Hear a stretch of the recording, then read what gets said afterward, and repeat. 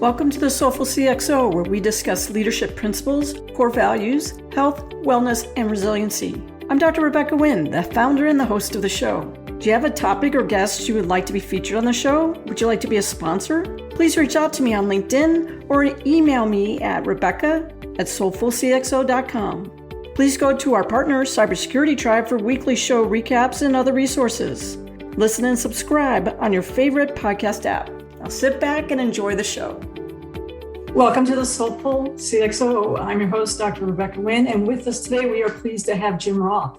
Jim has a long history in technology, cybersecurity as a leader, management consultant.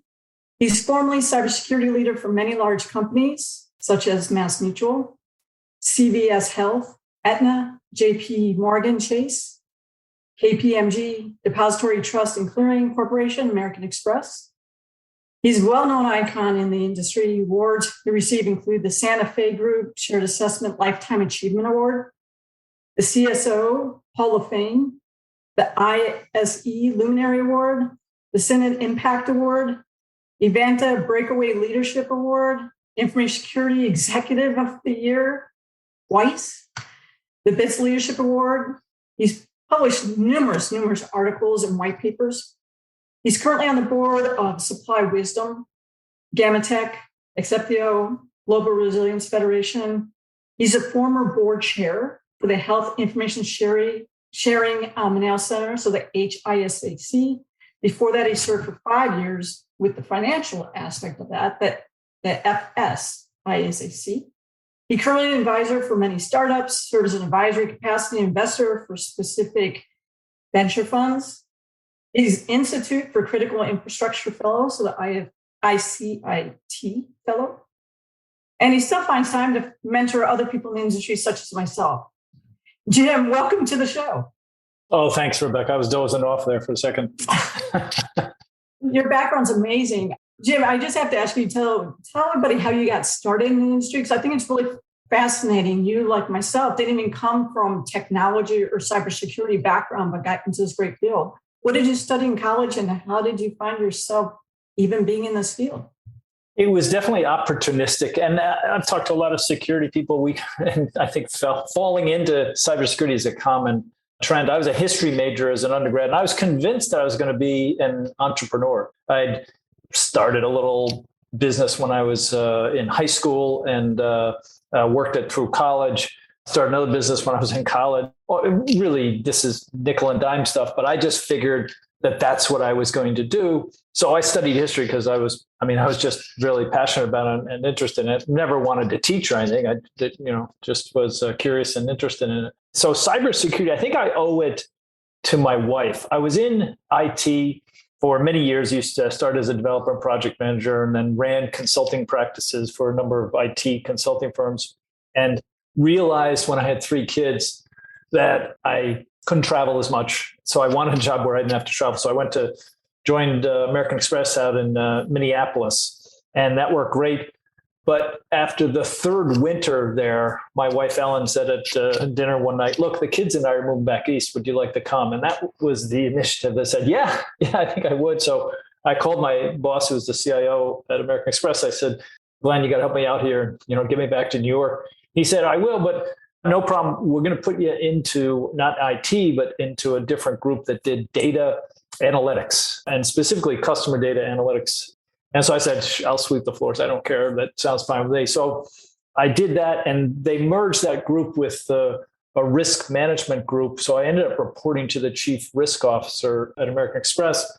And about 2.5 years later, they were looking for their first CISO. And they decided to go internally, and they said, "Jim, you're going to be the first CISO." So I had some compliance work that I did when I was in IT, but I really didn't have a security background. I had an IT background, and I just figured, well, I'll give it a shot and see how that works out. On my first day, a guy who has in-depth cybersecurity expertise passed me in the hallway, and he gave me a piece of paper, and he said, "Look, keep this name and phone number for you when you get in over your head." He didn't say if, he said when you get in over your head. So I knew that was inevitable.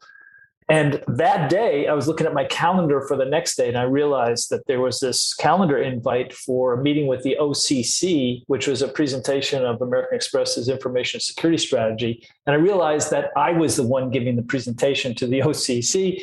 And that's when I realized how over my head I was. So I actually called a number. It was a guy named Steve Katz, who everyone knows, father of cybersecurity. Steve was coaching and helping CISOs at the time.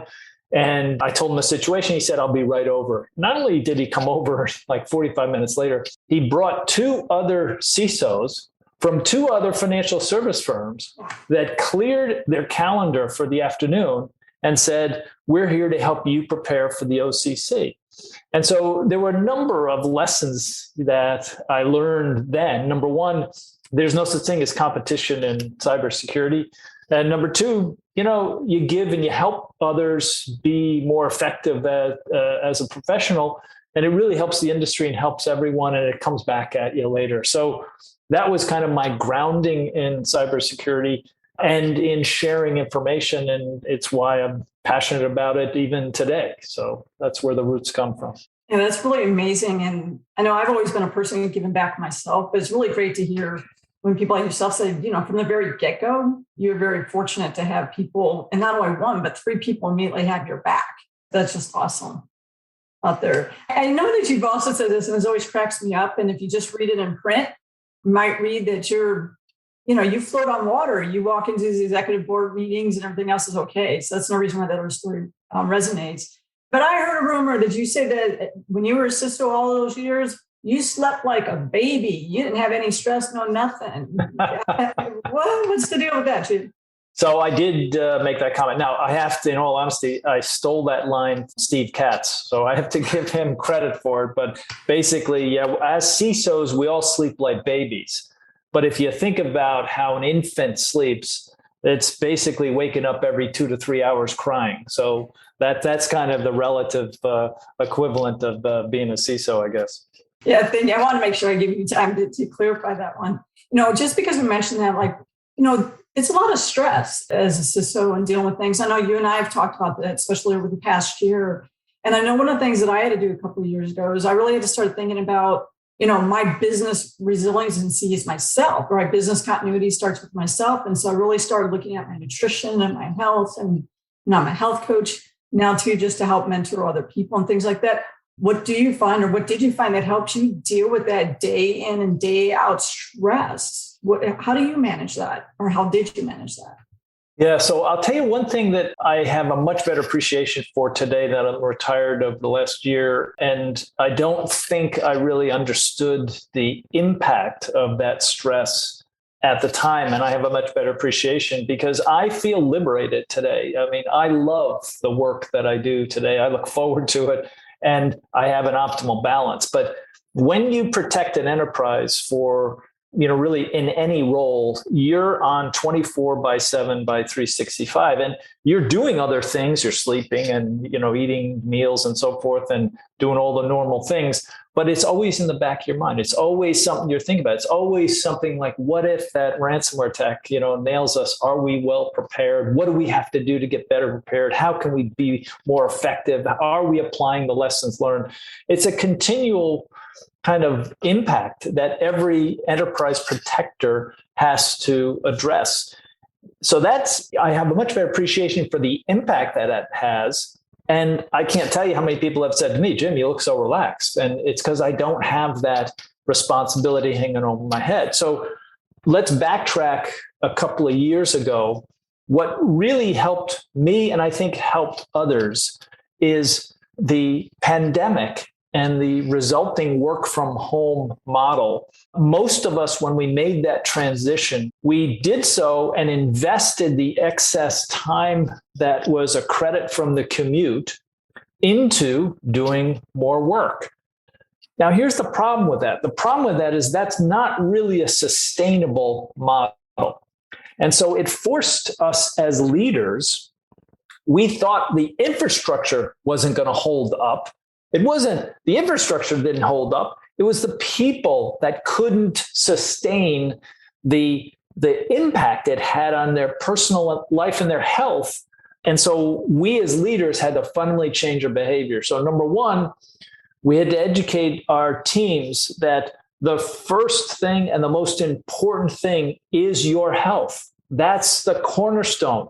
And your personal health includes your mental well-being. So that's kind of the cornerstone. So you have to figure out what it is you have to do first and foremost. Forget about your family just for a moment. You have to think about yourself and what your health needs are. So those of us that maybe were used to going to a gym to work out every day can't go to the gym any longer. It's very difficult to buy exercise equipment online because of the supply shortages. So you have to adjust. Now, I took up walking and, did that extensively. I'd schedule calls where I knew I could walk and the other person was walking. We were both kind of encouraging good behavior there. And that's what I need to do. But everybody's different. The point is, we as leaders had to tell our employees, first and foremost, think about your health. Not how much you're working, not how you're going to get your work done. Think about your health first. The second, in order of priority, is think about who are dependent upon you. Now, we had, kids going through the same trauma of change and transition and uncertainty, either attending school virtually or maybe sometimes or hybrid learning. So you had all sorts of adjustments that were being made on kids. Some of us have, our parents that are living with us where we're the caregivers. Those are your dependents. And so second on the list is take care of your dependent needs. The third thing on the list is adjust your work schedule to accommodate the first two things. Now, this is a kind of a fundamental change in leadership posture from conventional practices of the last several decades, because there, the model was the leader who was always available, always respond to email, always text messaging, always there, always weekends, nights, whatever it was readily available and supportive. And we had to move away from that mental model of what a leader is and really transition to a leader that was a cheerleader for good health and a positive impact on supporting dependent needs. And that has to be, kind of the foundation. And it's not just saying, hey, you should all do that. It's demonstrating that behavior. It's adjusting your meetings. One of the things we did is we eliminated 2 days a week, no meetings, no formally scheduled meetings. And then we basically said the formal meetings have to be within a certain hour time slot.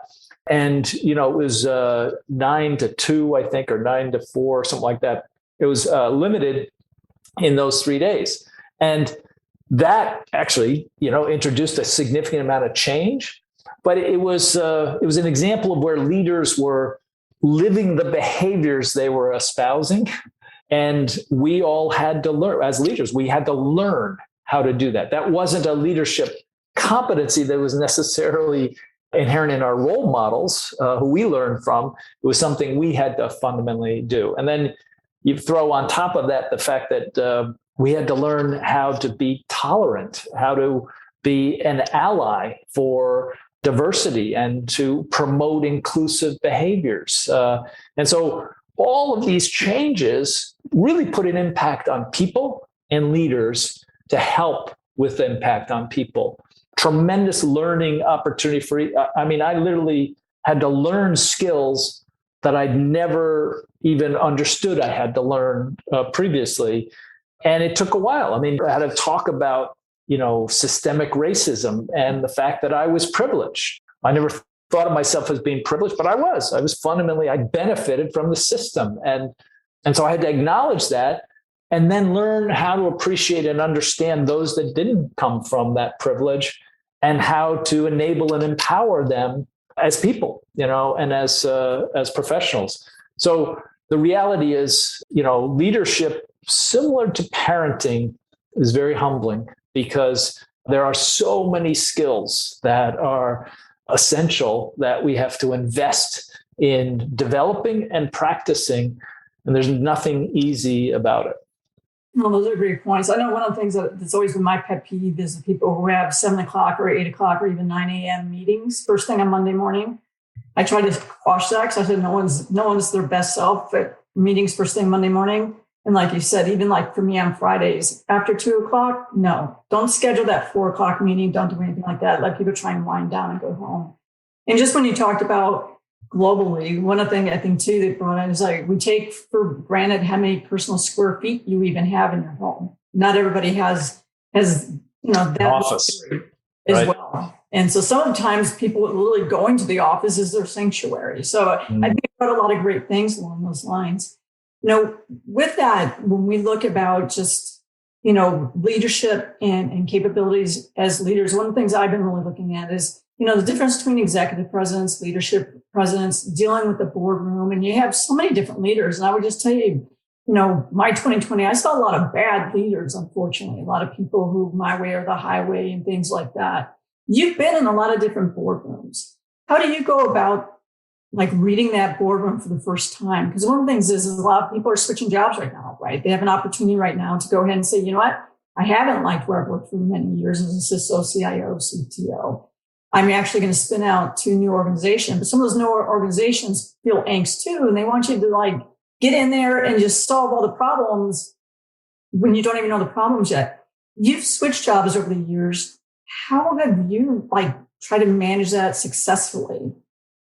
There's a leadership skill or certainly a cybersecurity skill or competence that I undervalued and underappreciated early in my career, in some cases ignored, and later in my career invested heavily in and had significant positive results at the end. And it's not something that I've found anywhere in cybersecurity literature, but here's what it is. I'm going to use language in a very precise way because there's a nuance here. So it seems that it would be a good thing for a new CISO to meet the expectations of their stakeholders. And their stakeholders include the CEO and the CEO's direct reports, certainly their leader, and then, of course, the board, if it's a public company, the board of directors. They're all stakeholders. Now, they're not the only stakeholders, but they're the kind of the essential stakeholders. And what's normal and natural is for a CISO to play the role in terms of behaviors of the subject matter expert. Why? Well, if you look at the senior leaders, the ones with the most cybersecurity, well, that's typically the CISO. If you look at the board composition, the one with the most cybersecurity experts, well, it's typically the CISO. And so there's this precedent that the CISO is the subject matter expert. Now, here's the problem with that. The problem with that is stakeholders will typically delegate decision-making that they don't view as being critical or essential to a subject matter expert. And they'll say, Jim, what are the top cyber risks for the enterprise? You tell us. You tell us what they are. You tell us what the order is. And I'll go along with that because I'm delegating that decision to the subject matter expert. This is the one that knows more about cybersecurity than I do, so therefore I delegate that. Here's the downside to that for the enterprise. When the critical decisions of allocating scarce resources to the highest risks, when those decisions get made and in real time, the individual stakeholder will not honor the decisions that may have been made previously to acknowledge the top cyber risks. Why? That decision was delegated. And so they look at their own self-interests and make decisions in that context, not because they're bad people, that's just what they'll do. And so what's required, if we go back to the root cause, what's required is the CISO can't meet expectations. They have to manage expectations. There's a fundamental difference between managing expectations and meeting expectations. Meeting expectations is being a subject matter expert. Managing expectations is being a facilitator of the consensus that's essential as a foundation for cyber resilience for the enterprise. Consensus is what the outcome, the desired outcome should be. In order to have consensus, the facilitator, by definition, has to convey neutrality over the actual decision. Their job is to lead the process of coming to consensus, which means they have to engage others to make sure that they're sharing their perspective. And that decision is the outcome of the collective team, that's the decision-making body, coming to consensus. And consensus is different from agreement. Consensus has 6 levels. So one person in that stakeholder group could say, I don't agree with this outcome. However, I've shared my perspective and rationale for why I don't agree with this outcome. I recognize and acknowledge the value of the team that's making this decision. And I'm a minority in expressing this view. So therefore, I'm going to support this decision because I recognize the value of the team making the decision. So that's consensus. It's not agreement, but it's consensus. The CISO has to be a facilitator. Now, you tell me, Rebecca, where does it say that in the CISO manual, right? It doesn't. But I learned this the hard way of seeing those downstream decisions on allocation of resources crumble in the face of pressure. At the same token, as a facilitator, getting stakeholders to come to consensus on what the top cyber risks are for the enterprise, and therefore what the decisions that need to be made to allocate resources to manage the top cyber risks, and then having to make adjustments when the risk changes.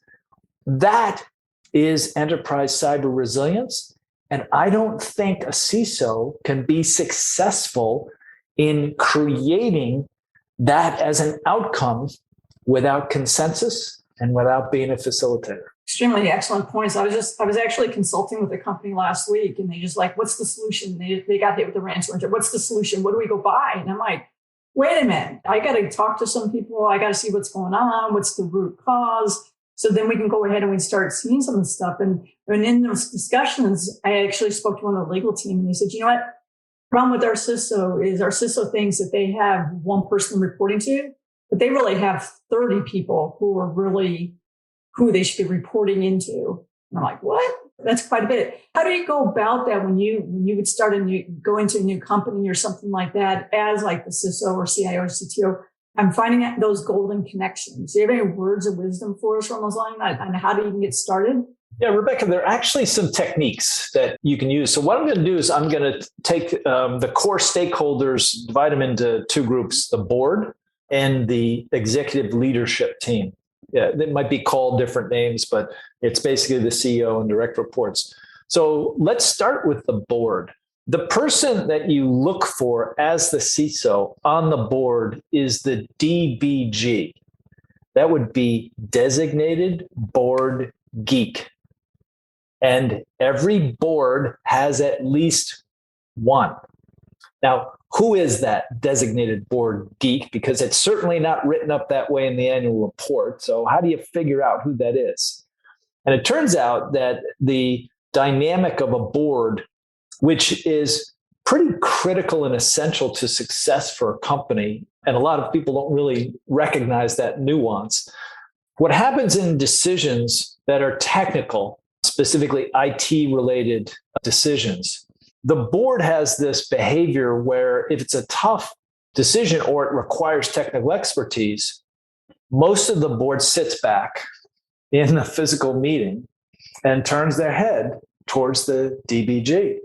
And so that's your indicator of who the DBG is. Now, once you know who it is, that's the person that you schedule time with on somewhere between a 3 to 5 to 1 ratio for all of your interaction with the formal board or board committees. So for example, if you're going to present for 30 minutes at a board meeting, then you're going to spend an hour and a half with your DBG before the board meeting. You're going to go through the material with them. You're going to talk about what the critical issues are and any decisions and the rationale for the decision. Now, the reason you do that is in the committee meeting or the board meeting, when you're going through your presentation and somebody asks a question, you're going to pause. The reason you're going to pause is you're going to see if your DBG is going to answer the question for them. And if your DBG answers the question for them, they carry tremendous credibility that you do not have by definition. And so the natural reaction is for the CISO to say, I'll answer that question. Again, being the cybersecurity expert. But it's actually the wrong thing to do. The right thing to do is let your DBG answer it for you with the rationale that you've already prepped them with. And they, again, have credibility with the rest of the board members that you won't have, except when they are acting in that capacity, your credibility goes up. So it's actually a win-win for everyone, but it's not natural. So that's one technique specifically for the board. Now, let's look at the leadership team. The person you're looking for there is your sponsor. A sponsor is not really a mentor. They can play both roles, but sponsorship says that they're going to give you the benefit of the doubt. They're going to give you a level of trust. They're going to demonstrate that trust with what they say and how they say it to others. And sometimes that sponsorship is your leader, but it doesn't have to be your leader. And you're actually stronger if your sponsorship comes from somebody who's not your leader. The ideal scenario is to turn the CEO into your sponsor. Now, how do you do that? You can't do that overnight, but the way it works is you share in one-on-one time with, you should do this with all the executive leaders. And in that one-on-one time, you share with them a decision or an outcome and a rationale for that. And you spend more time on the rationale than the decision. And most of us are results oriented and we're thinking that we have to get to that decision. That's what's important. The rationale is actually really important. And so you actually share and adjust the rationale through that interaction with your potential sponsor.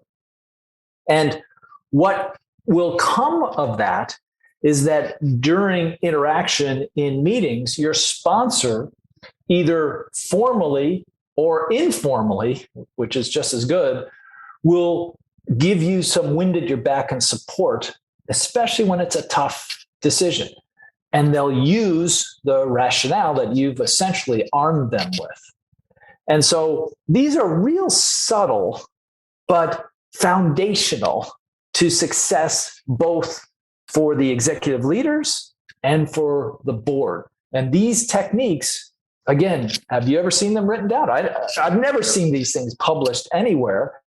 I learned by making mistakes, which is a pretty good way to learn because, you get burned and you're like, I'm not doing that again, right? So it forces you into trying out some different techniques. But these techniques, from my perspective, have what allowed me to experience, which I think every CISO needs this opportunity once in their career. It allowed me to experience something where true enterprise-wide cyber resilience, which, what does that look like? It's basically a set of enterprise-wide practices that lead to resilience. Namely, you can respond quickly to a cybersecurity incident with minimal business impact and apply the lessons learned from incidents to a continuous improvement process, even when the incidents don't happen just in your enterprise. That, to me, is as good as it ever gets. This whole notion of never having cybersecurity incidents, it's this is absolutely absurd as even an aspiration. Any major enterprise today, you've got a significant attack surface, and that attack surface is going to get attacked. And, you can't avoid that. But what you can do is you can respond, quickly, minimize the business impact, and apply the lessons learned going forward. And I've had experiences where I, as the CISO, did not have to lead any of that. It happened organically across the enterprise. Spectre and Meltdown, great example where the IT infrastructure leadership did all of the right steps. I did nothing other than to be a cheerleader and say, way to go. And to me, that's as good as it gets. That's cyber resilience, and that's what we should strive for. I think every CISO should have that experience at least once in their career because it's tremendously rewarding. Well, those are excellent wisdom points, and I thank you for that. Jim, unfortunately, our time's running short. How can people get a hold of you for speaking opportunities, or if they want to see about you coming on the board? How do they get a hold of you today?